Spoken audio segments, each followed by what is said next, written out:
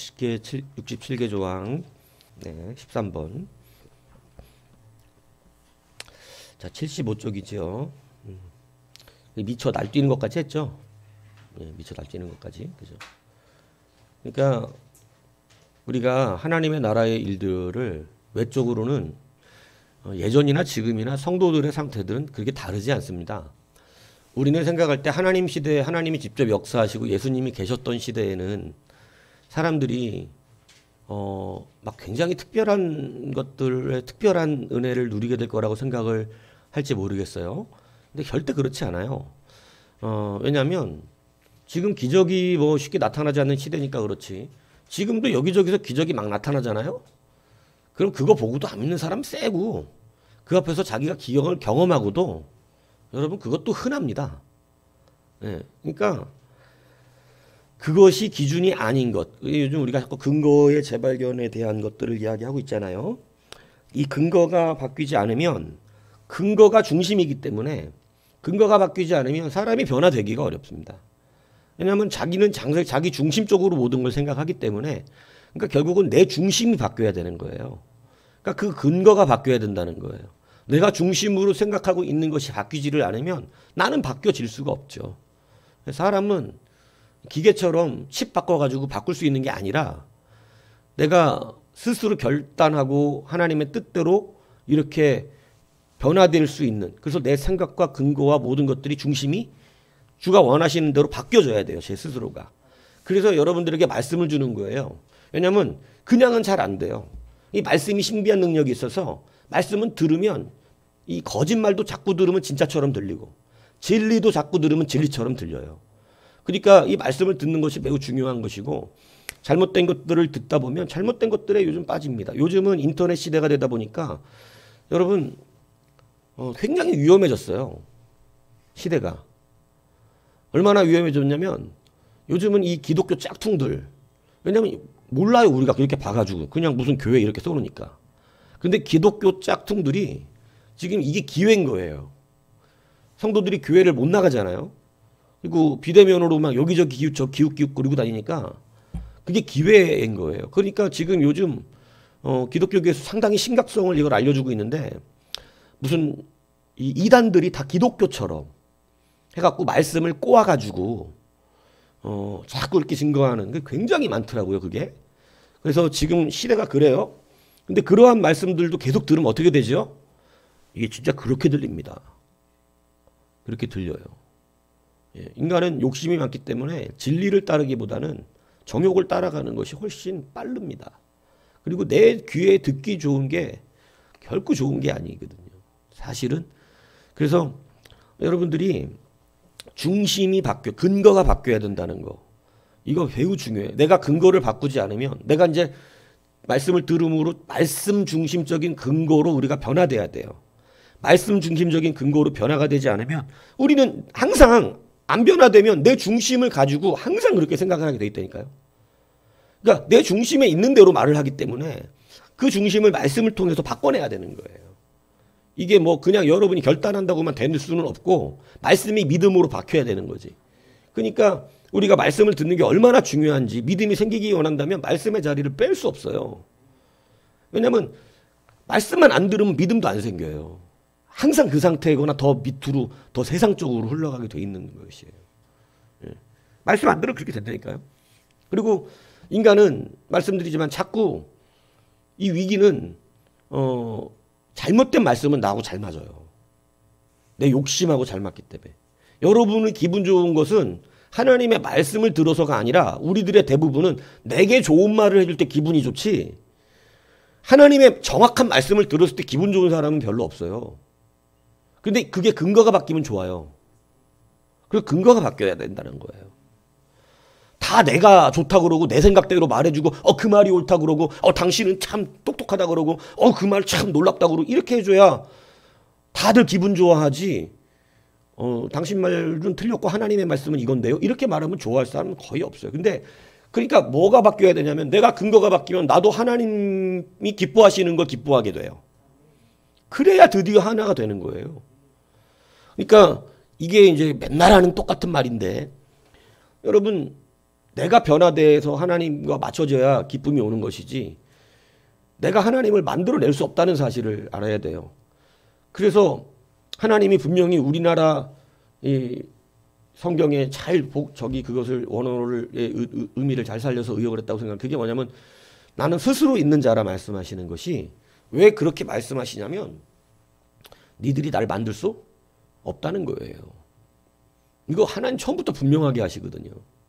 특히 모세한테. 왜냐하면 모세도 자기가 하나님을 만드는 자기가 하나님을 생각하는 대로 갖고 있었던 그러니까 대박 실패를 한 거거든요. 이 무슨 얘기인지 이해 가시죠? 모세 같은 사람도 실패하는 거예요. 하물며 뭐 우리야. 우리는 더 변화돼야 되겠지. 모세는 일생에 헌신된 사람이라고 하나님 말씀하셨는데 일생에 헌신된 사람도 자기의 모든 삶을 하나님께 헌신하여 살았던 사람도 심지어는 태어날 때부터 그런 사람도 자기중심적 판단이 흘러갔기 때문에 하나님이 그를 교육시키는데 여러분 우리가 모세같이 이 땅에서 모세 이상으로 쓰임받을 사람은 다시 나지 않습니다.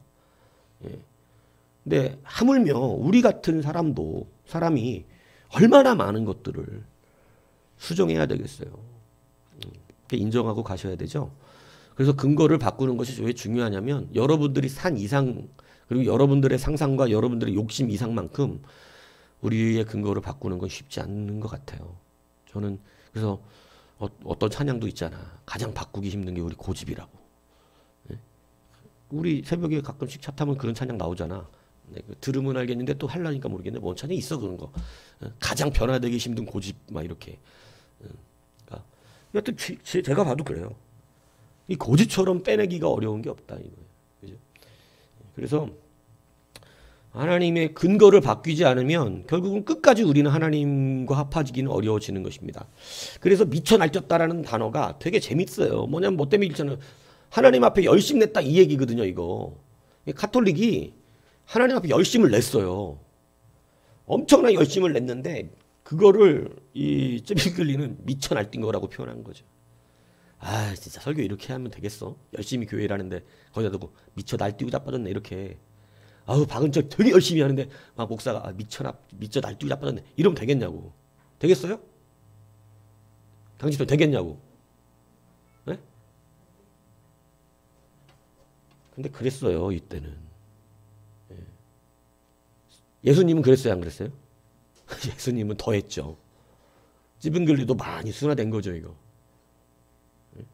예수님은 아예 그냥 사탄아 저는 그 소리까지는 못하잖아. 아직까지는. 어느 날 써먹을 수 있을지 모르겠는데 근데 예수님은 아예 그냥 죽어라고 따라다니는 베드로한테 그죠? 뭐라 그래요? 사탄아 내 뒤로 물러가라.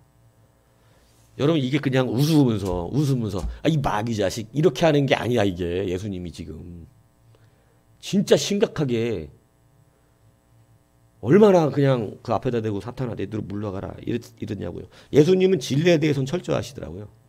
그죠? 왜냐? 그랬기 때문에 지금 우리가 복음 받았지. 안 그랬으면은 복음을 받을 수 있는 정확한 근거가 사라졌을 것입니다. 얼마나 가짜가 판을 쳤겠어요. 그렇지 않아도 많은 이 가짜 시대에 그죠? 여기도 짜가 저기도 짜가 판을 치는 이 시대에 자 그래서 근거를 바꾸는 거예요. 안 그러면 열심히 내지만 미쳐 날뛰는 거고 다 자기가 좋아서 하는 거고 바리새인들이 열심을 냈죠. 얼마나 열심히 냈습니까? 행위로 그죠? 근데 주님은 그것을 대놓고 뭐라 그러셨냐면 회칠한 무덤이라 그러셨어요. 야 그 속에선 썩은 내가 난다. 네 안에는 시체, 죽음, 사망이 가득한데 겉에만 무덤 위에다가 회칠, 아름다운 색깔을 칠해놨다 이겁니다. 예? 깨끗하게 번쩍번쩍 칠해놨지만 그래봐야 시체가 썩는 사망이 가득한 무덤. 굉장히 충격적인 얘기거든요. 니들에게 생명이 없어. 겉만 번지르르한 그런 썩은 무덤이다. 이렇게 말씀하시는데 이것도 우리는 설교에 실사용하기 어려운 단어죠. 그죠? 이 회칠한 무덤 같으니 이렇게 어렵잖아요. 그죠? 예. 그러니까 이렇게 돌려 말하는 거예요. 그죠? 예. 간접적으로 듣고라도 회개해야 된다. 이 얘기를 하는 거죠. 그죠? 예. 근데 사실은 간접적으로 해갖고는 잘 안 듣더라고요. 진짜 충격이 한번 와야 그래도 한번 생각해보고 자기도 깨닫고 이렇지. 자, 그래서 그런 하나님 앞에 정직한 자들이 돼야 되는 거예요. 그리스도를 위한 일이 돼야 되는데 다 자기를 위한 것이었다. 이렇게 이야기된 겁니다. 13번. 사람들이 하나님의 말씀에 주의를 기울이는 곳에서 그들은 쉽고 분명하게 하나님의 뜻을 배우고 성령으로 말미암아 그분으로 인도되며 그분께 개종할 것이다. 무엇을 귀 기울이는 자에게? 하나님의 말씀. 아까 말한 거예요. 그러니까 제가 저번에도 한번 설교 때 그 얘기했죠. 여러분에게 그냥 환경은 열리지 않습니다. 뭐가 생긴다 그랬죠? 말씀을 듣고 믿음이 생기는 거예요. 그래서 그 믿음이 생겼을 때 믿음이 능치 못할 일이 없어지게 되는 거예요. 그래서 믿음을 따라 문이 열리는 것입니다. 절대 문이 먼저 열리면 그 사람 문 열어줘도 못해요. 하나님이 기회를 주고 진짜 놀라운 역사를 주셔도 신비스럽지만 짜증냅니다. 원망하고. 여러분 될 것 같죠? 하나님은 그걸 할 수 있게끔 문을 열어주셔도 그거 하다가 복 받는 그 길 하다가 짜증내고 못하겠다 그러고 힘들다 그런다니까. 왜 그렇죠? 여러분 제가 자꾸 국가대표 얘기하는데 국가대표 선발전 뽑는 거에 나가면 국가 되고 싶어 안 되고 싶어? 운동하는 사람들이 국가대표가 되고 싶어요 안 되고 싶어요? 축구하는데 국가대표로 뽑히고 싶어 안 뽑히고 싶어? 이건 뭐 말하면 뭐 축구하는 사람이 당연히 국가대표 축구 선수가 되고 싶지 무슨 동네 축구 선수가 되고 싶게 조기 축구의 축구 선수가 되고 싶겠냐고. 여러분 운동하는 당연히 국가대표가 되고 싶은 거예요, 그죠? 근데 국가대표 뽑아줬더니 국가대표 훈련을 하기 싫은 거예요, 힘들어서. 이런 성도들 많습니다. 하나님 앞에 크게 쓰임받고 잘 되고 싶고 큰 손이 되고 지경이 넓어지고 싶은데 그래서 그 길로 딱 문을 열어서 넣어주면 못 해먹겠다는 거예요. 힘들어가지고. 이해가세요? 네. 그러니까 우리가 분명하게 지금 해야 되는 건 환경의 문을 자꾸 열라 그러지 마시고 말씀이 내 안에 불이 되어 들어와야 돼요. 이게 늘 교회 안에서는 이 일들이 교회 안에 있어 왔었습니다. 모든 사람들이 말씀이 불이 되어 들어왔던 건 아니에요. 근데 어느 순간 이런 고백들을 하게 되는 날이 오기를 축복하는데 늘상 똑같았던 일상의 예배가 달라지는 날이 와요. 늘 들었던 말씀인데 갑자기 새롭게 들리는 거예요. 저는 여지껏 그런 고백들을 많이 받았어요. 들었었어요. 많은 성도들한테. 갑자기 말씀이 새로워지는 거예요. 그리고 말씀이 내 안에 불방망이가 되는 거예요. 그게 바로 뭐냐면 귀가 열리기 시작하고 말씀이 들렸다는 증거거든요. 그렇기 때문에 이런 말씀의 귀를 기울이는 것이 굉장히 중요한데 왜 이걸 갖다 뺏기느냐? 이게 이제 교만해지면 그래요. 마귀는 틈을 자꾸 벌린다 그러잖아요. 여러분 우리가 은혜 받고 가는 거 그냥 두지 않습니다. 계속 그거 뺏으려고 해요. 틈 벌려갖고 믿음 약하게 만들어 놓고 불순종하게 만들고 막 자기 중심적으로 또 살게끔 만들어주고. 여러분 인류 최초가 다른 걸로 꼬셨으면 안 넘어갔을 건데 자기 자신을 높이는 일을 하라 그랬기 때문에 넘어간 거거든요. 그러니까 이게 우리에게 가장 약점이다 이 얘기입니다. 마귀는 정확하게 알아요 우리 약점을. 자기 자신 높이는 것처럼 여러분 사람 넘어뜨리기 좋은 거 없습니다. 그러니까 마귀가 제일 잘 써먹는 것은 그 사람 자꾸 높여주는 거예요. 자꾸 높여주는 거.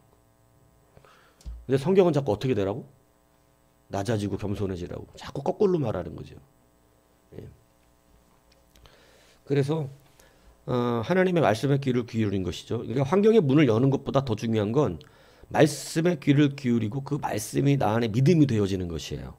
이 믿음이 되어지면 우리가 그 문을 열고 들어가서 이길 수 있는 힘 뭐밖에 없기 때문에 믿음입니다. 믿음.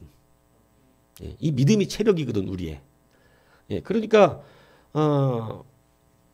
이 종교 개혁자들도 이제 이것을 분명히 알았던 것이기 때문에 이것을 우리 가운데 그렇게 가르치는 것이에요. 14번. 모든 그리스도인들은 어디서나 오직 그리스도의 복음만이 설교되어지는 것을 보기 위해 최대한의 근면함을 나타내야 한다. 성도들도 이 부지런해야 되는 것에 대하여는 여러분 잊지 않으시기를 바랍니다.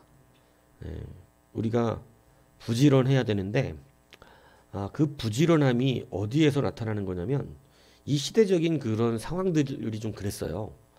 뭐냐면 우리가 신앙 안에서 적극적으로 하나님의 말씀을 찾는 그러한 중심적인 삶을 살지 않고 그냥 이 굉장히 좀 비리의 이 시대가 비리의 온상들이 되었었습니다.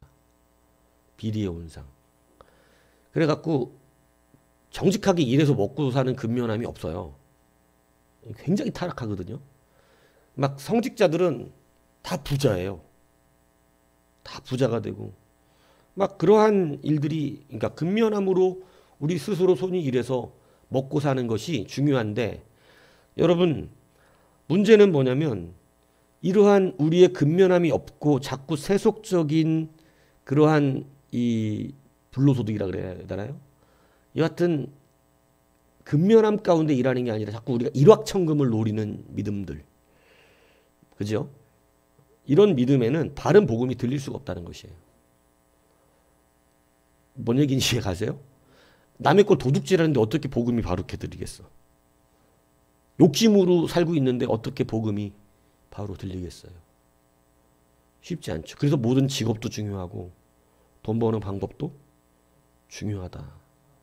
이것이 중요한 것입니다. 그래서 말씀이 귀 기울여지기 위해서 왜 근면해야 되느냐? 이 시대 상으로 보면 내가 도둑질하고 거짓말해갖고 돈을 버는 성직자들도 많고 그러한 사람들이 많은데 자기에게 정직한 말씀이 들리겠어요? 아니면 왜곡되고 타락된 말씀이 들리겠어요? 이게 참 무서운 일인 것을 종교개혁 때 이거의 극심함이었어요. 왜냐하면 자기가 바꾸어야 되는데 근거를 그게 아니라 자기가 지금 하고 돈 버는 삶을 합리화시켜야 되잖아요. 그죠? 내가 지금 이렇게 하고 있는 것을 합리화시켜야 되는 거. 이게 우리 안에 다 있죠. 그러니까 자꾸 합리화시키려고 하는 거. 그런 거에 있다 보면 말씀이 정확하게 들릴 수가 그리스도의 복음이 정확하게 들릴 수가 없고 그리스도의 복음을 듣고 싶어 하지도 않고 다른 복음을 듣고 싶어 하는 거예요. 다른 복음. 그 다른 복음이 만들어낸 게 바로 가톨릭의 타락입니다. 왕들도 자꾸 뭘 듣고 싶어 해요? 교황을 통해서? 잘못된 복음이죠. 왜냐하면 내가 이렇게 하고 있는 이거에 대하여 예를 들면 뭐 헤롯 같은 사람이 헤로디아를 취한 일에 대하여 그죠? 이런 것이 잘못한 거잖아요. 그런데 종교 지도자들이 그것을 죄라고 자꾸 규정하면 불편해지죠. 헤로디아도 마찬가지고. 그러니까 세례 요한이 근데 그거 생 거예요. 예. 잘못했다고 죄졌다고. 그러니까 어떻게 했어요? 죽여버리잖아요. 그죠? 그 합리성을 자기 합리성을 어떻게 하기 위해서 맞추기 위해서 복음이 들리지 않습니다. 이 시대도 그랬다는 거예요. 이 무슨 얘기인지 아시죠? 그러니까 여러분 이 시대의 풍조가 지금 복음이 들리는 시대까지 아닐까요? 여러분 상당히 여러분들의 정욕을 쫓아서 이 문제가 많은 거짓된 가르침들이 이 이단 사이비들이 지금 인터넷을 장악하고 있습니다. 장악하고 있어요. 사실 교회들은 자기 교회 방송 정도 수준밖에 안 하는데 이단들은요 아주 수많은 성경부 강좌를 열어놨어요. 그러니까 굉장히 지금 조심해야 되고 우리가 무서워해야 되는 시대가 도르는 거예요. 그리고 여러분들은 분명히 진리를 좋아하기보다 우리의 습성이 나를 치켜 세워주는 거, 내가 괜찮다고 해주는 거, 나보고 잘났다 그래주는 거, 이 말씀이 좋지. 절대 하나님의 뜻과 하나님의 그리스도의 복음이 우리에게 좋아지게 들린다는 것은 쉽지 않습니다. 이것은 내 근거가 다 바뀌지 않는 한 내가 정말 성경화, 예수 그리스도와 되어 있는 그러한 사람이 되어 있지 않은 한은 이게 쉽지 않아요. 목사들도 이게 변화되지 않으면 근거가 바뀌지 않으면 허탄한 즐거움을 자꾸 쫓아요. 그래서 어떤 방식으로든 전도 다 해라 막 이렇게 말을 하게 되는 것이죠. 예. 여러분 물론 그렇게 하면 효과가 있습니다. 그죠? 방법과 수단을 가리지 않으면 사람들은 모여지게 돼 있는 것이죠. 예. 근데 그것은 주님이 5,000명이 넘는 사람들을 다 그냥 내쫓듯이 보내버렸듯 그죠? 주님은 그렇게 해가지고 그 사람들이 지금 중요한 게 아니야. 그런 사람들이 1000만, 10,000명, 10만 명, 100만 명 되면 뭐 할 거야? 떠먹고 배부른 사람들로 가득 찬 교회가 100만 명이면 뭐 할 거냐고. 뭔 얘기인지 아세요? 그래서 우리가 기복주의를 굉장히 조심하는 것이죠. 교회 나오는 이유가 잘 먹고 잘 살기 위해서라면 여러분 그 사람은 다시 배워야 되는 거죠. 그래서 그것이 들려지기 위해서 여러분들이 세상적인 것을 가지면 안 되고 바른 그리스도적인 그러한 근면함을 가져야 된다는 것을 여러분 성경 말하고 있는 것입니다. 이 찌병거리가 말하는 것입니다. 자, 그리고 15번 복음을 믿음으로 말미암아 우리가 구원함을 받고 믿지 않음으로 저주를. 이때는요 저주란 말을 쉽게 썼어요. 그러니까 지금처럼 청중 중심적 설교가 발전되면서 청중들의 귀를 힘들게 하지 않아야 한다는 이런 풍조가 없었기 때문에 이때는 오히려 말씀을 이렇게 정직하게 듣고 확실하게 분별하는 것을 기뻐했습니다. 근데 지금은 청중 중심적인 것 이런 설교학의 어떤 태동에 의해서 이렇게 된 건데 청중의 상황을 잘 적용시키라고 하는 설교적인 본질이 청중의 비유를 맞추는 설교로 변질된 거예요. 그러니까 청중이 들어서 기분 나쁜 말은 안 해야 되는 거예요. 이게 지금 이 풍조로, 그래서 그런 풍조적으로 설교를 많이 했어요. 지금까지. 예, 그렇게 해서 들어도 설교가 기분 나쁘지 않고 그냥 편안하고 듣기 좋고 감동받게 마음의 감동의 감정이 일어나는 이것을 누리고 가게끔 해줬던 것이 여러분 이 대한민국도 지금까지 그랬던 것입니다. 사실은 우리 한국 설교가 그랬었어요. 그러니까 사실은 당연히 들어야 되는 말과 그 정도는 들어야 되는 설교인데 요즘은 얼마나 웃기는 일이 벌어지냐면 성경에 있는 정말 나와 있는 그냥 그대로의 이야기를 해도 찔려서 견딜 수가 없다는 거예요. 재밌지 않습니까? 네? 제가 우리 교회 설교를 할 때 그렇게 썼더라고. 찔립니다. 헉! 진짜 찔립니다. 이렇게. 그러더니 막 회개하고 막 그렇게 써놓으셨더라고 누군가가. 근데 그게 제가 이렇게 들어볼 때 되게 막 찔릴 만한 얘기가 아니라 성경에 나와 있는 예수님이 보내신 얘기예요. 이게 우리 교회 안에서 당연히 들었었어야 되는 이야기들인 거예요. 우리가 떡 먹고 배부른 자에 속한 것인지 주님의 진리를 쫓는 것인지 당연한 거 아닙니까? 이게 여러분 당연하게 우리는 들렸었어야 되는 그런 건데 그동안 떡 먹고 배부른 자들에 대한 이야기들을 정직하게 하기가 어려웠던 거죠. 왜요? 우리가 다 그래서 교회 나오는데 대부분의 성도들이 그래서 교회 나오고 유지하고 있는 거고 헌금 왜 내요? 여러분 감사해서 내요? 솔직히 말해볼까요? 1번 의무 내야 되니까 2번 돈 내면 하나님이 갚아준다니까 3번 너무너무 진짜 하나님께 감사해서 4번 그래도 기회를 주는 거죠 우리가 4번 말하기 곤란하다. 여러분 이거 몇 번이에요? 여러분 4번이잖아요. 왜냐하면 답이 1, 2번이거든. 그냥 의무로 내는 사람도 있고 내야 되니까. 어? 이렇게 하면 하나님 복 준다 그러니까 내는 거.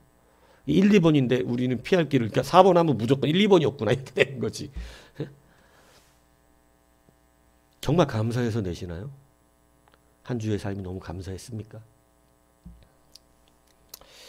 자, 그래서 우리가 당연히 들어야 되는 설교예요. 저주라는 말이 빠집니까 성경에? 여러분 듣기 거북할 수 있지만 저주란 말은 성경에 빠지지 않습니다. 그럼 천국도 말하지만 지옥도 말해요. 복도 말하지만 저주도 분명히 말하는 게 성경입니다. 그래서 그동안 한쪽으로만 들었죠 설교를. 한쪽으로만. 그러다 보니까 우리가 지금은 지옥 얘기만 들어도 헉 이렇게 되고 무슨 얘기인지 저주 이런 소리만 들어도 막 이렇게 되는 거예요. 그게 왜 성경에 그대로 나와 있는 이야기들이고 그렇지 않습니까? 그래서 근데 이게 제가 말씀드리잖아요. 종교 개혁 시대나 지금이나 다 똑같은 문제들을 가지고 있고 안고 있어요. 그러니까 시대에 따라서 좋은 믿음, 나쁜 믿음이 어느 시대는 좋은 믿음을 가질 수밖에 이런 게 없어요. 예수님이 오늘 이곳에 지금 오셨다 그래도 지금 나셨다 그래도 안 믿을 사람은 안 믿어요. 여러분이 오병이어의 기적을 보기 위해 바닷가에 나가거나 저기 나래 휴게소에서 예수님이 설교한단다 오늘. 그래서 여러분들이 다 거기 가서 밀집해 있어서 설교를 들으면서 앉아 있어도 여러분도 떡 먹고 배부른 사람일 가능성이 농후하게 높다니까요. 예수님 앞에 정직하게 이렇게 쓰기가 쉬운 거 아니에요. 그러니까 부자 청년 같이 할 수 있는 사람들도 되게 많고 지금도 솔직히 이걸 까놓고 물어보면 어려운 문제지. 다 내놓고 나를 따르라. 이게 지금 되실 분 한번 손 들어보세요. 되실 분. 될 것 같아? 저만 돼, 저만. 왠지 아세요? 다 내놓으란 빚밖에 없어, 지금.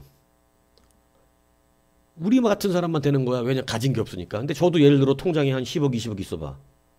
근데 주님이 그거 다 교회 헌금하고 너는 목회만 열심히 해라. 아, 이게 들어질까? 진짜로? 목사인데. 너 목회자가 그렇게 돈 많이 통장에 있으면 성도들에게 위압감 주니까 너 그거 다 하나님께 헌금해버리고 너는 그냥 통장 앵꼬로 살아. 이렇게 하시면 내가 그게 과연 나는 들어질까? 진짜 그런 상황이 오면. 근데 상상이 잘 안 돼가지고 잘 모르겠더라고. 10억, 20억이 통장이. 근데 뭐 목사 자체도 쉽지 않을 거라고 생각을 해요. 네. 그러니까 쉬운 문제들은 아닙니다. 하지만 우리가 계속해서 자라가고 근거가 바뀌어야 되겠죠. 예. 그러니까 이런 중세 시대에 있었다 해도 종교개혁 시대에 있었다 해도 여러분들이 다 종교개혁자적인 마음을 가지고 있을 거라는 보장은 없어요. 예. 그러니까 제가 늘 말씀드리는 것은 겸손한 상태에서 자랑하는 것이 아니라 내가 이러한 상황 가운데서 주님 앞에 합해지기를 기도하는 것. 그게 중심이에요. 우리 중심. 무슨 얘기인지 이해가시죠? 네. 그러니까 자꾸 합리적으로 맞추려고 하면 설교가 생각보다 어려워집니다. 왜냐하면 나는 끝까지 진리를 따르는 자로 살고 싶고 나는 끝까지 오병이어의 기적을 떡을 먹고 배부른 자가 아니기를 원하고 다 이런 걸 원하겠지만 예? 근데 그거를 자꾸 아닌 것으로 나가려고 그러면 힘들어지고 그러지 말고 내가 이렇게 되지 않도록 이렇게 바라보는 게 중요하다는 거예요. 하나님 나는 떡을 먹고 배부른 자가 되지 않도록 주의 진리에 붙들려 있는 자가 될 수 있도록 도와달라고. 예. 이렇게 기도하는 게 맞죠. 그죠? 장담할 수는 없고. 그죠? 예. 그래서 저주라는 말을 이렇게 믿지 않으면 저주받는다. 이렇게 이야기하는데 요즘은 요 말을 안 해요. 요즘은 이 말은 잘 안 한다고. 예수 믿고 천국 가세요만 하지 안 믿으면 지옥 간다. 이 말은 잘 안 한다고. 나 예수 안 믿으면 지옥 가? 이렇게 말 잘 안 해. 근데 저 옛날에 진짜 전도 많이 했었거든요. 전도 많이 했어요. 근데 전도 많이 했을 때 효과가 좋았던 건 다 지옥이었어. 천국은 얘기해줘도 뭐 좋으면 가보고 싶은가 이렇게 되는데 지옥을 얘기할 때 달달달달달 떨었었어요. 애들이. 지옥을 얘기할 때. 그래서 지옥을 내가 하나님 지옥 왜 만드셨을까? 사람들이 많이 하는 질문이잖아요. 제가 얻은 답은 그거였어요. 천국 가라고. 이해가세요? 지옥이 없으면 어디도 안 갈라 그래. 난 천국도 안 가고 그냥 이 땅에서 그냥 내 욕심대로 즐기다가 하고 싶은 거 다 하다가 그죠? 인간의 악성은 그렇다니까. 지옥이 없으면 지금 교회를 나갈 사람은 너무 많아. 아우 이렇게 신앙생활하는 이는 지옥도 없는데 뭐 죽으면 그냥 사라지고 마는데 그냥 나는 내 정욕과 쾌락대로 다 누리며 살지 한 번 사는 인생까지 거 이렇게 산다니까. 근데 지옥이 떡 버티고 있으니까 어때요? 아 목사가 더러워도 있어야 돼. 지옥 때문에. 이게 은혜라니까. 그래서 이건 신학적인 건 아니에요. 내 생각이 그렇다는 거지. 자, 복음 16번. 복음 안에서 우리는 인간적인 가르침과 전승이 구원을 위해 아무런 소용이 없음을 배운다. 인간적인 가르침과 전승이 여러분 구원을 위해서 아무런 소용이 없습니다. 구원은 주님이 주시는 믿음이에요. 그러니까 개혁주의의 특징은 이게 이제 저는 조금 너무 극단적으로 치우쳤던 것을 시대적인 상황으로 이해를 합니다. 뭐냐면 종교개혁 당시의 이 말씀들은 좀 약간 극으로 달리는 게 많아요. 예를 들면 뭐 성상 파괴 막 이런 거에 흘러가면 이제 그거에 대한 정신이 지금 이제 교회 십자가도 못 달게 하는 거거든요. 개혁주의 정통을 하는 교회들은 십자가 못 달게 결의합니다. 그래서 총신이나 합신, 고신 이런 데들은 십자가 못 달게 되는 거예요. 못 달아요. 달면 안 된다고 그래요. 예. 왜냐하면 우상이다 이거예요. 우상. 왜냐하면은 개혁주의가 성상에 대해서 완전히 근데 왜 그런 그것을 그냥 그렇게 받으면 안 된다는 거 나는. 뭐냐면 종교개혁 시대에는 종교개혁 시대의 시대상이 있어요. 그때는 뭐가 너무나 만연돼 있어. 성상 우상. 막 마리아상 만들어 놓고 갖다 거기다가 절하고 기도하고 제단화 막 그 앞에 막 예수님 막 사진이라든가 그림이라든가 우리 어릴 때도 보면 그런 어떤 세대주의적 신앙들이 많이 들어와 있었어 한국에는요 처음에. 그래서 집에 막 예수님 이 못 박힌 손 막 이러고 있는 사진들 막 예수님 사진들 막 이런 거 되게 많았었습니다. 그러니까 이제 그런 사진들이 다 제단화 같은 거예요. 그런 것들이 보통. 근데 그런 것들을 그리고 막 옛날 운전하시는 분들은 차에다가 다 먹어오고 다니면 오늘도 무사히 그리고 엘리야가 사무엘이 기도하고 있는 사무엘이 이렇게 어린 사무엘이 이렇게 무릎 꿇고 기도하고 있는 모습에다 오늘도 무사히 이렇게 써져 있는 거 있어. 옛날 교회 다니는 운전하시는 분들은 차에다 다 그걸 걸고 다녀. 오늘도 무사히. 그런 게 다 무슨 개념이에요? 이게 우상적 개념이에요. 그죠? 성경책 뒤에서 누구 나면 사고 안 난다고 생각하는데 뒤에서 들이받쳐갖고 막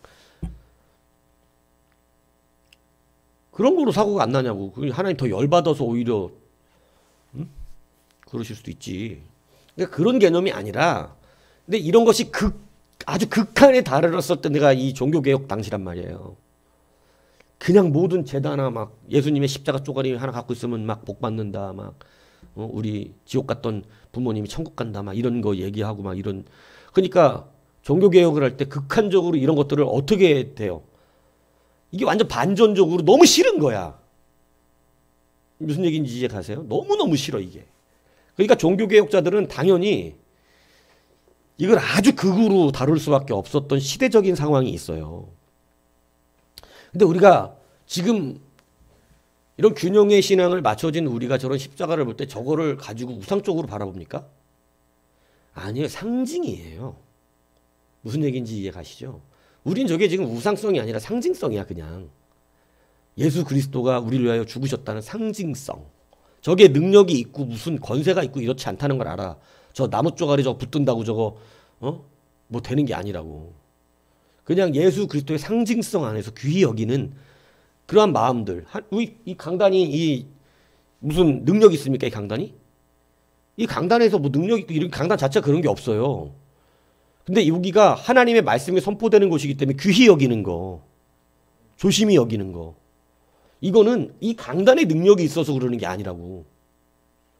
하나님의 말씀을 너무 사모하기 때문에 말씀이 선포되는 장소까지도 귀히 여겨주는 거거든. 이거는 하나님에 대한 은혜가 있어요. 무슨 말씀인지 이해 가세요? 네. 우리가 이거 자체에 권세가 있어서 그러는 게 아니라 정말 하나님의 말씀이 너무 귀하다 보니까 목사가 신령해갖고 좋아하는 겁니까? 그런 거 아니에요. 목사 그래서 존경하고 하는 게 아니에요. 하나님의 말씀을 전한다는 이유 때문인 거예요. 그 이유지 그 다른 건 없어. 네. 그러니까 이것은 귀한 거라는 거야. 이것은 없으면 오히려 그 사람을 의심해야지. 믿음이 있는가. 그러니까 이 시대에 이 말했던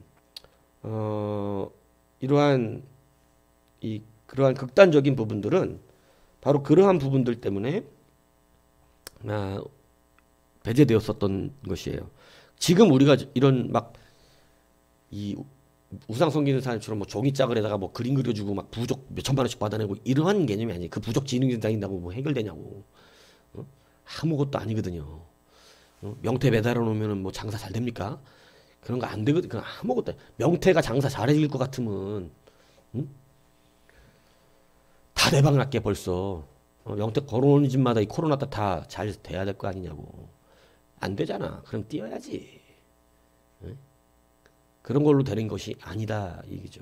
그래서 우리가 이런 강단 자체에서 있는 것이 아니라 주님의 말씀을 귀히 여기는 그 귀함이 모든 것들을 소중히 여기는 거예요. 무슨 얘기인지 이해가시죠? 우리가 좋아하는 사람들의 어떤 물건들을 하나씩 지니고 있으면서 그 사람 생각하고 하듯이, 그럼 그게 그 사람이어서 그런 게 아니잖아. 그렇지 않아요? 그러니까 그런 것과 같다라고 하는 것입니다. 그래서 이 시대는 그게 극한으로 갔기 때문에 지금 해서 우리가 뭐 막 그런, 근데 그거를 시대적인 상황을 고려치 않고 그냥 무대건 그냥 십자가를 다 띄어라 이러는 것도 율법이야. 무슨 얘기인지 아세요? 예. 자, 로마 교황과 저들이 따르는 바에 대한 주의에 대하여. 자, 17번. 그리스도만이 유일하고 영원한 대제사장이다라는 것을 자신들을 대제사장으로 받아 넘기는 자들이 그리스도의 영예와 권능을 반대하고 심지어 거절한다는 사실에 의해 결정될 수 있다. 무슨 말이냐면 대제사장 직분이라고 하는 것은 예수님이 받으심으로 통합됐죠. 그래서 대제사장 직분은 예수님이 받으셨어요. 예수님이 그 대제사장 직분으로 통합을 하셨기 때문에 우리는 예수를 믿음으로 말미암아 우리가 대제사장이 되는 건 아니지만 왕 같은 제사장적 이 은혜를 누리는 게 교회입니다. 이해 가시죠? 그래서 우리가 왕 같은 제사장으로서 이제는 제사장이라고 하는 것은 하나님 앞에 이제 죄사함의 통로가 되는 그러한 직분이잖아요. 그러니까 예수님이 바로 이 대제사장이 되심으로 말미암아 우리의 모든 죄사함을 해결하셨기 때문에 이제는 실질적인 대제사장 필요가 없습니다. 그래서 지금은 제사를 드리는 사람이 필요한 것이 아니에요. 지금은 제사가 아니라 예배를 드리잖아요. 그래서 지금은 제사장적 직분이 우리에게 있을 필요가 없고 이제 복음을 증거하는, 그죠? 그래서 복음 전달자적 개념이 필요한 거예요. 그래서 대제사장직은 파해졌고 쉽게 얘기해서 지금은 그리고 선지자직도 파해졌습니다. 왜냐하면 선지자는 뭐 하는 사람이냐면 선지자 뭐 하는 사람이에요? 선지자 뭐 하는 사람이에요? 그러니까 대충 말하면 안 돼요. 선지자의 정확한 의미가 뭐였어요? 구약에. 선지자. 선지자 뭐 하는 사람들이에요? 예언자죠, 예언자. 뭐요? 뭘? 예수 그리스도 예언하는 거예요. 그러니까 우리가 사사로운 하나님의 뜻들을 전하시는 일들을 선지자가 하긴 했지만 선지자의 궁극적인 의미는 그리스도 전파입니다. 그리스도 전파. 오실 예수 그리스도. 이해 가세요? 그래서 선지자는 누구 때까지요? 세례 요한 때까지. 예수님이 나시는 바로 직전 마지막 선지자. 이해 가세요? 6개월 먼저 온. 6개월 먼저 와서 마지막 예수님을 증거한 거지. 바로 직전에. 그래서 세례 요한이 마지막 선지자예요. 엄밀하게 말하는, 이거는 계시적 차원에서 말하는 거예요. 그러면 그 뒤에 선지자가 없었냐? 그렇진 않아요. 선지자의 일들을 감당하는 사람이 예수님 시대까지 사도 시대에 있었어. 그런데 이제는 우리에게 지금 선지자 예수 그리스도가 누구라고 가르쳐야 되는 이러한 이 다시 예수 그리스도의 계시적 선지자가 이 땅엔 존재할 필요가 없어요. 무슨 얘기인지 이해가시죠? 그러니까 내가 뭐 선지자 이런 헛소리 하면 안 된다 얘기하는 거예요. 내가 대제사장 이런 소리 하면 안 돼요. 지금 그 직분은 다 예수님이 다 해버리셨어. 다. 그러니까 이제는 그 직분 전혀 필요가 없어요. 사실 왕도 우리는 예수 그리스도가 왕이에요. 우리는 하늘나라 속한 자들이기 때문에. 무슨 얘기인지 이해가십니까? 자, 그래서 이제 선지자, 왕, 제사장 이 삼중 직분이 그리스도로 말미암아 어떻게 됐어요? 통합된 거예요. 그 전 왕, 제사장, 선지자들은 다 이 그리스도를 가르치기 위해서 존재했던 직분들인 것이죠. 자, 그렇기 때문에 이 직분은 필요가 없어요. 근데 이 카톨릭이 교황, 자기들 그 사제 이런 사람들에게 무슨 직분을 부여하는 거냐면 이 제사장적 직분을 부여하는 것입니다. 그래서 우리는 예배라 그러지만 카톨릭은 뭐라 그래요? 미사라고 하는 거예요. 제사라는 뜻이죠. 예. 이해하세요? 예. 그러니까 이것을 지금 강력하게 비판하는 거예요. 예. 그리스도만이 유일한 대제사장인데 지들이 대제사장이라고 그러고 있는 이렇게 막 지금 까고 있는 것입니다. 그죠? 그래서 종교개혁 때는 바로 카톨릭의 대제사장적 직분은 없다. 이것을 분명하게 하고 있는 거예요. 자, 그리고 미사에 대하여. 그래서 단번에 자신을 희생제물로 드리신 그 얘기 똑같은 얘기 하는 거예요. 그리스도가 모든 믿는 자들의 죄를 위하여 드려진 영원히 지속되며 효과 있는 희생제물이시다. 따라서 우리는 미사가 희생제가 아니라 희생제의 기념. 그러니까 그것 자체는 제사가 될 수 없다. 제사로 드리면 안 된다. 이 얘기 하는 거죠. 미사라는 제사를 드리면 안 된다. 그냥 상징성이다.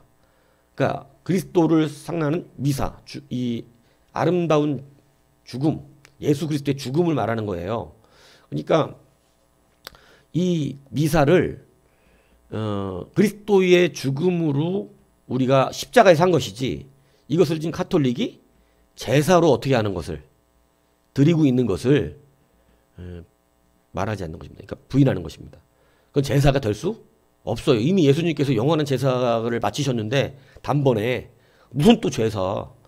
그래서 그것은 미사를 제사로 여기면 되는 게 아니라 그냥 하나의 뭐라고요? 그냥 기념이야, 기념. 기념일 뿐이다. 예수님이 십자가의 영원한 제물이 되셨는데 무슨 그때 십자가에서 그 제사가 드려졌는데 또 여기서 미사를 드리는 예수님이 그런 말도 안 되는 거잖아요. 그렇기 때문에 그거를 이야기하는 거예요. 종교개혁자들이 그렇게 우리 가운데 알려주는 것이죠. 그다음에 성인들의 중재에 대해서 자, 이 사람들의 문제는 뭐냐면 흔히 카톨릭 예전에 보면 이제 뭐 요즘도 그런겠죠. 마리아를 중보자로 놓습니다. 마리아를. 그래서 이 사람들은 예수님을 심판자로 놓고 그래서 이게 어둠의 영적 부분이라고 하는 것일 수밖에 이게 영적으로 이게 어둠의 권세가 붙잡기 때문에 이런 일이 벌어지는 거지. 사실은 이건 뭐 신학적인 문제라고 볼 수가 없어요. 이건 뭐 신학적으로 그렇게 말한 적도 없고. 근데 어둠의 권세들이 그래서 예전에 여러분 중세 미술의 요즘 기억이 잘 안 나. 예수님을 안고 있는 그거를 뭐라 그러지? 피에타. 네? 피에타를 보면 항상 예수님이 마리아의 보호를 받습니다. 항상 이 카톨릭 중세에 타락했을 당시에 이 제다나라든가 모든 것은 마리아가 강해. 예수님은 항상 애기야. 예수님은 항상 애기거나 제다나를 보면 여러분 중세 미술 조금 관심 있게 보면 그래요. 이 예수님은 항상 애기로 표현되고 그리고 죽어서 고난 막 항상 마리아가 넓게 마리아가 마치 왕처럼 딱 예수님 안고 있잖아 이렇게. 그러니까 이런 피에타 보셨죠? 한 번씩 사진들. 예수님이 죽은 예수님 가시관 쓰고 있는 죽은 예수 이렇게 안고 있는 마리아가 안고 있는 그런 사진들, 그림들 그죠? 이게 다 뭐냐면 예수님보다 누구를 높이는 거예요? 이 마리아 높이고 있는 거예요. 근데 거기에는 마치 그 어머니의 사랑 막 이런 것들을 부각시켜내지만 예수님한테 무슨 어머니의 사랑? 뭔 얘기인지 이해가세요? 예수님 자체가 모든 인류를 사랑하신 하나님이신데 무슨 예수님이 어머님의 사랑을 받고 있어. 예, 그런 거 없어요. 예, 이런 걸 자꾸 인간적으로 끌어들여와서 예수님보다 오히려 마리아를 더 강한 존재로 만들어 놓는 어둠의 영들의 세계가 있었고 그리고 이 중보자를 또 마리아로 삼아서 예전 카톨릭들은 예수님께 직접 구하는 것이 아니라 천주 저 마리아요 마리아요 예수님 우리를 불쌍히 여기소서. 그래서 마리아 찬가가 너무 굉장히 많습니다. 이 카톨릭은. 그래서 마리아가 예수님께 대신 얘기해주면 마리아가 하는 얘기이기 때문에 예수님이 들어주신다. 이제 이런 개념이에요. 그럼 예수님 십자가 왜 지신 거예요? 마리아가 져야지. 예. 무슨 얘기인지 아시겠습니까? 그래서 그리스도만이 하나님과 우리 사이 유일한 중보자지 막 다른 성인들, 그래서 우리는 성자를 사람에게 붙이지 않아요. 우리가 막 그 습관 들어갖고 예전 우리는 막 카톨릭과 개신교가 막 종합돼 있는, 우리 어릴 때는 종합돼 있는 종교적 색깔이 강했습니다. 그래가지고 우리도 카톨릭처럼 막 얘기할 때 많고, 그리고 막 섞여져 있는 이런 부분들이 많았는데, 지금은 이제 개혁신학이 많이 우리 한국에도 정확하게 들어오면서 이제 정확하게 개혁주의적인, 개혁신학적인 그러한 관념이 뭔지가 많이 이제 가르쳐지니까 그러는 건데, 우리는 성자, 이 거룩하다는 의미를 예수 그리스도와 하나님 외에는 붙이지 않아요.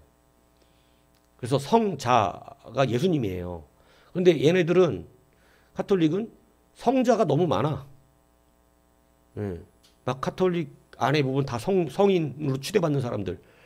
그래가지고 이게 단순히 뭐 위대한 사람의 개념이 아니라 왜 거기다 성자를 붙여요. 그래서 이 마리아도 성인이고, 그리고 뭐 베드로나 이런 12사도들도 다 성인이고, 이래가지고 베드로한테도 기도하고, 막 그들에게 막 기도해가지고 예수님께 부탁하게 하라 그러고, 이런 일들을 자행하는 것입니다. 근데 우리의 중보자는 누구밖에 없어요? 예수님 한 분만이 없다는 사실을 여러분이 알아야 한다는 것이죠. 자, 그래서 20번. 하나님은 그분의 이름으로 모든 것을 우리에게 주시기 원한다. 그분이 누구예요? 예수님이에요, 예수님. 그래서 성경에 반드시 내 이름으로 기도하는 거예요. 내 이름으로 구하라 그러셨다는 거죠. 예. 그러니까 우리는 어떤 중보가 필요 없어요. 예수님이 이미 모든 중보를 맞춰놓으셨어요. 그래서 제가 이 단어도, 우리가 카톨릭과 연합대에서 막 짬뽕되어져 있던 기독교다 보니까 중보자라는 말을 너무 많이 써왔어, 그동안. 근데 우리는 함부로 여러분이 뭐 내가 중보자, 내가 중보기도 해줄게, 말도 안 되는 얘기죠. 중보라는 단어가 얼마나 고귀한 줄 아세요? 중보는 죄를 용서하시기 위해 자기 몸을 희생하신 예수님밖에 그 중보라는 말을 받을 수 없어. 그분 말고는 받으면 안 돼. 그런데 우리는 함부로 중보기도 해줄게 이렇게 얘기한다고. 그러니까 카톨릭은 중보기도란 말을 막 쓰죠. 왜요? 중보를 아무나 하거든. 예수님만 중보하는 게 아니라 마리아도 중보해주지, 뭐 베드로도 중보해주지, 뭐 현인들도 중보해주지. 이러니까 중보라는 말을 막 쓴다고. 이게 우리 개신교에 영향을 받았던 거예요. 그래서 우리도 중보기도 이렇게 중보기도 팀 막 아직도 개념 없이 얘기하는 데들 많은데, 이거는 개념, 성경에는 중보란 단어를 예수님밖에 안 써요. 그럼 성경대로 해야지. 그러니까 제가 이단들을 분별하기 위해서 이런 말을 할 때 굉장히 강력하게 얘기했던 이유가, 중보 아무데나 쓰지 마라. 잘못된 거 빨리빨리 고쳐야 되잖아요. 그럼 뭐 마리아도 중보자고 뭐도 심지어는 우리까지 중보자야. 이렇게, 그러니까 우리는 뭐라는 단어가 있어요? 우리는 도고라는 단어가 있어요. 도고라는 단어가. 도고라는 것은 돕는 기도를 말하는 거예요. 우리가 함께 합심해주는 기도. 그래서 그 사람을 위해서 함께 기도해주는 도구의 기도. 우리 성경은 도구의 기도라고 말합니다. 중보 기도라는 말을 쓰면 안 돼요. 그럼 우리가 예수님과 같이 기도한단 말입니까? 지금 하늘에서 우리를 위해 기도하고 계신 분이 한 분 계시는데, 그게 예수님이시고, 예수님이 하는 기도가 무슨 기도예요? 그게 중보 기도야. 우리를 죄에서 구원해낼 수 있는 기도. 근데 우리 기도가 죄에서 구원해내, 우리를? 우리는 죄에서 구원해낼 수 없어. 우리 기도는 중보 기도가 아니에요. 도고 기도지. 그래서 유일한 중보자는 예수님 뿐이십니다. 근데 이게 예전 이제 가톨릭과 한국 기독교는 막 혼합돼 있었어요. 막 혼재돼 있다 보니까 이 막 용어도 막 서로 짬뽕이 되고, 우리도 옛날에는 다 성모 마리아 이랬다고. 우리 옛날 어릴 때는. 근데 이게 개혁주의 신학이, 정확하게 개혁 신학이 들어오면서 이게 잘못된 카톨릭적 그거라는 것을 이제 새롭게 알게 된 것이에요. 그래갖고 이미 종교 개혁 시대에 이거 다 가르쳐 놨던 거라고. 이게 지금 제가 드리는 말씀이 지금 말하는 게 아니라 종교 개혁 시대에 이미 그렇게 못하게 해놨었던 거라고. 예. 근데 우리 한국교, 기독교는 이게 다 짬뽕이 되고 이러다 보니까 그냥 다 성모 마리아인데, 성모 마리아라 그러지 않습니다. 무슨 얘기인지 이해 가세요? 예. 왜냐하면 마리아도 누구의 구원이 필요해요? 예수님 믿어야 돼. 이해 가시죠? 예. 마리아가 천국에 갔는데 예수님 뭐 높이고 이럴 일이 없어. 예, 그냥 하나의 사람이야 그 양반은. 예, 근데 카톨릭이 이거를 합리화시키기 위해서 성경에 나와 있지도 않은 말을 하는데 수태고지 때 성부 마리아의 자기들 말로 마리아의 죄가 다 사라졌다 이렇게 표현합니다. 그래서 제가 얘기하잖아요. 그거의 불합리. 그냥 수태고지 때 죄가 사라지면 우리도 다 그렇게 용서해 주시지. 뭐 하려고 어렵게 예수님이 와. 그리고 하나님의 공의가 무너지잖아. 왜 어떤 인간 여자는 남자의 후손인데 마리아도 어떤 남자의 후손은 그냥 용서가 되고 왜 어떤 남자의 후손들은 다 예수님의 피가 필요하냐. 이거는 공의롭지 않죠. 하나님 틀렸죠. 그래서 이거 우리 받아들일 수 없어요. 예수님이 날 때부터 죄가 없으신 것은 남자의 후손이 아니고 그리고 언약 바깥에 있었기 때문에 예수님은 인간의 육신을 먹고 여자에게서 났지만 인간의 육신 안에 있지만 하나님이 아담과 하와에게 말했었던 언약은 아담과 하와와 그 밑에 후손에게 있는 거예요. 근데 예수님은 남자의 후손이 아니라는 것은 아담과 하와의 후손의 혈통에 있는 분이 아니고 그 하나님이 선포하던 시대에 예수님은 그 안에 있는 분이 아니야. 인간의 역사 안에. 인간 바깥에 있었던 분이라고. 인간 역사 바깥에. 그러니까 하나님이 하신 말씀이 예수님에게는 아무런 관계가 없어. 아담의 후손이 아닌 걸. 아담과 하와의 자손이 아니잖아요. 그 분이 육신만 어떻게 한 거예요? 육신만 가지시고 태어나셨기 때문에 죄가 없는 거예요. 그런데 이 원리를 정확하게 이 카톨릭계 신학은 이 일을 이렇게 이해하지 않고 아니 마리아도 죄인이니까 마리아가 죄가 없어야 예수님도 죄가 없지 않냐 이렇게 보는 거예요. 근데 그렇지 않습니다. 왜냐하면 콩린 신문대는 콩나무 팥 신문대는 팥나는 거예요. 그러니까 밭은 문제가 없어. 모든 게 다 남자로부터 시작이거든. 이해 가시죠? 여자가 애 낳아요? 여자가 혼자 애 낳냐고. 아니라니까. 모든 죄의 씨의 유전은 아담으로부터 시작되는 거야. 그렇기 때문에 아담의 자손이 아니기 때문에 왜냐면 여자도 누구의 후손이야? 여자도 남자의 후손이니까 죄인으로 여자도 태어나는데 남자의 후손이 아니면 죄가 없다는 그 인간 하나님의 언약 바깥에 있었다니까 예수님은. 그러니까 언약이 선포가 돼야 안 돼. 우리 대한민국 법이 대한민국 안에서나 선포되는 법이지 밖에서는 우리 법이 필요가 없잖아요. 이해 가시죠?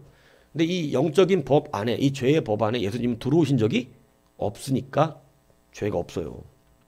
이해 가시죠? 예. 사람 자식이 아니거든. 예. 그러니까 우리의 중보로 누구밖에 안 계시는 거예요?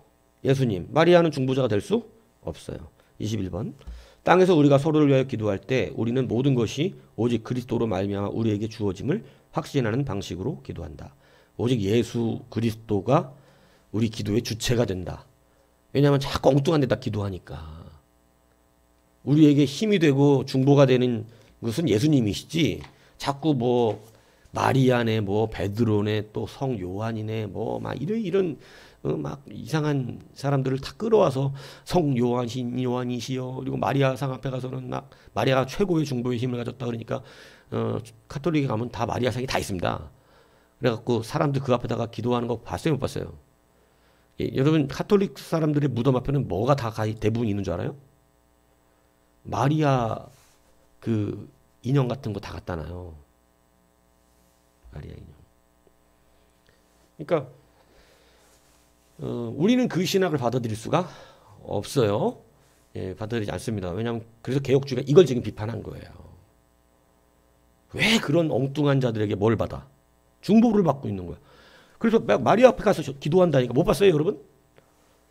카톨릭에 가면 마리아 상 앞에 요즘 모르겠어. 어떻게 요즘도 카톨릭 많이 젊은 사제들이 젊은 그 신부들이 예, 많이 변화가 됐어요.